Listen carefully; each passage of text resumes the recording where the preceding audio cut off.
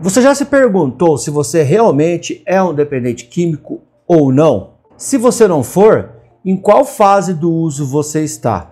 Porque existem diversas fases. A gente pode dizer que existem alguns padrões de consumo que eu vou explicar nesse vídeo aqui. Ninguém começa dependente químico. As pessoas se tornam dependente químico ao longo dos anos em que elas vão fazendo consumo indiscriminado de substâncias. Alguns se tornam dependentes químicos, outros não. Alguns se tornam dependentes químicos mais rapidamente, dependendo do tipo de droga e da pessoa. Outros demoram anos para se tornarem dependentes químicos. Mas de uma forma ou de outra, é importante que você saiba qual fase dessa evolução do uso de substâncias você se encontra, se você ainda é um usuário social, recreativo, ou se você já se encontra num uso mais problemático, compulsivo ou dependente. É muito importante saber disso, porque dependendo do padrão de consumo que você se encontra, as estratégias, a mudança que você tem que fazer, os cuidados que você deve tomar são diferentes. Então nesse vídeo eu vou explicar para você sobre as 5 fases do uso de substâncias,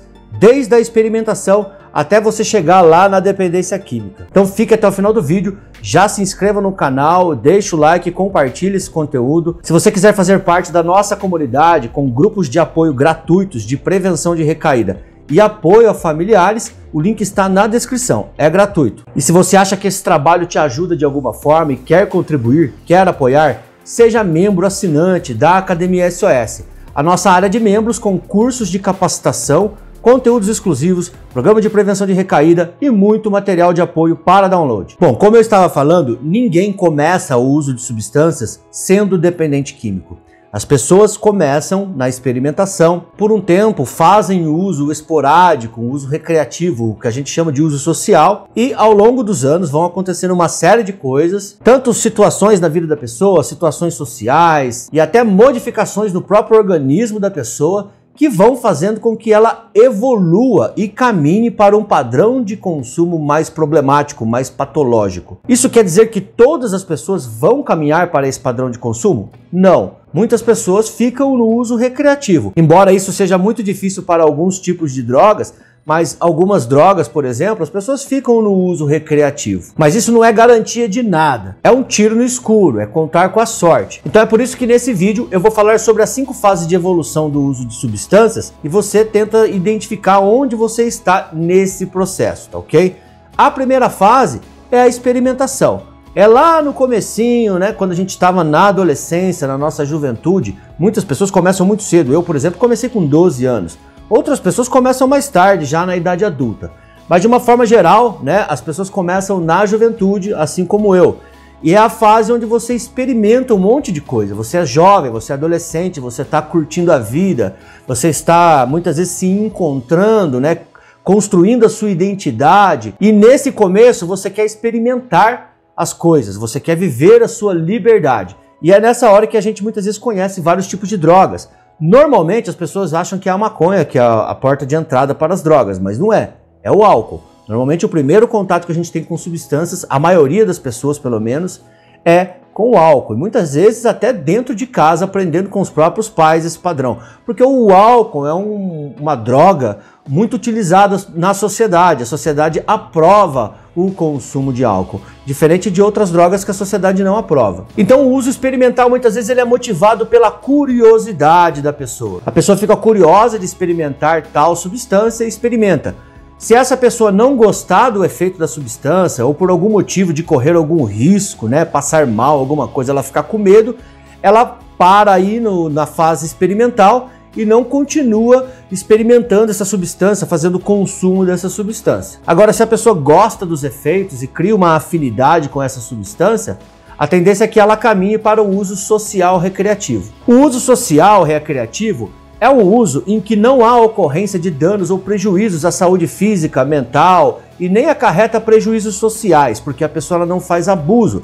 Normalmente o uso social ele é de vez em quando, em quantidades pequenas, a pessoa não passa da conta, por exemplo, ela bebe, ela não fica muito embriagada, ela toma 2, 3 long necks ali, uma garrafa de cerveja, nem isso às vezes, 2 tacinhas de vinho.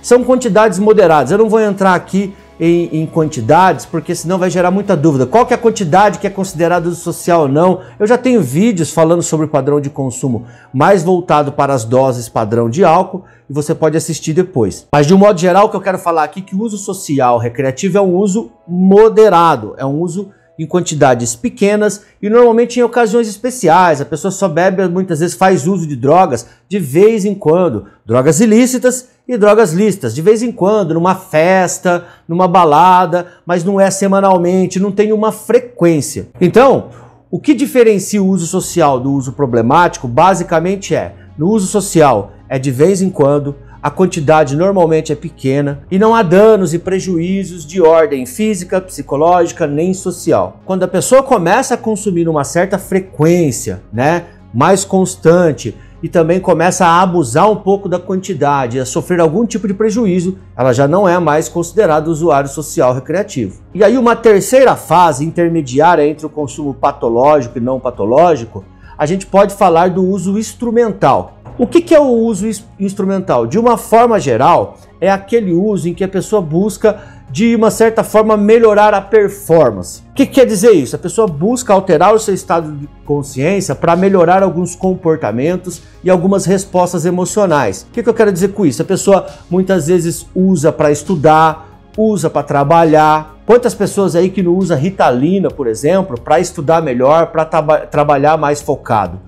Isso é um uso instrumental. A pessoa também faz uso para manipular emoções. Então, por exemplo, a pessoa está numa situação de frustração, ela usa para diminuir a frustração, muitas vezes para atingir um estado de relaxamento, porque ela está muito ansiosa, muito irritada, muito estressada, e daí ela usa determinada substância para alcançar um estado de relaxamento, um estado de calma. Então, o uso instrumental é aquele uso que a gente faz com o objetivo de manipular as emoções, comportamentos e obter uma melhora na performance. Aí tem a quarta fase, que é quando vira um hábito. Então veja, eu passei pela experimentação, passei pelo uso social, comecei a usar para manipular emoções e comportamentos e depois de alguns anos eu adquiri o hábito de usar substâncias, seja de modo recreativo para se divertir, seja para melhorar performance, melhorar desempenho ou aliviar emoções, aliviar ansiedade, manipular emoções de uma forma geral. Quando a gente desenvolve o hábito de usar substâncias, a gente já começa de uma certa forma a ter alguns prejuízos.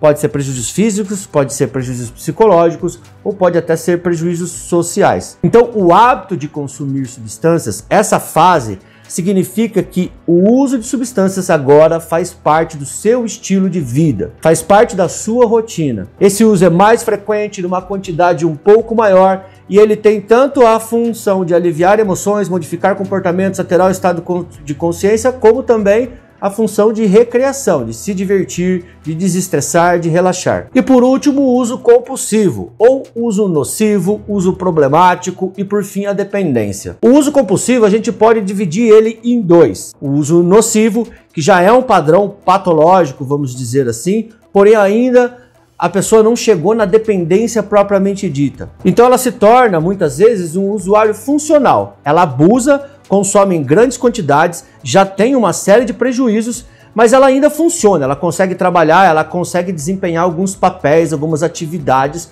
no seu dia a dia. Ela trabalha, normalmente tem família, tem dinheiro, ela não vende coisas para ter acesso à substância, não se coloca em situações muito arriscadas ainda para ter acesso à substância, mas já usa de uma maneira frequente e abusiva. Já a dependência é o último estágio, que daí a pessoa, ela muitas vezes já prejudicou várias áreas da vida dela, às vezes já perde emprego, perdeu vários empregos por causa do seu uso de substâncias, a família já não acredita mais, a família quer internar, a pessoa tem várias tentativas mal sucedidas de cessar o consumo, vários episódios de recaída. Quando ela fica sem a substância, ela apresenta a síndrome de abstinência, que é o conjunto de sintomas decorrentes da falta da substância no corpo. E aí esse padrão a gente já sabe o que acontece, né? A pessoa precisa de ajuda profissional, precisa passar no médico, precisa de um grupo de apoio, precisa fazer tratamento e etc. E aí, em qual fase dessa evolução do uso de substâncias você se encontra?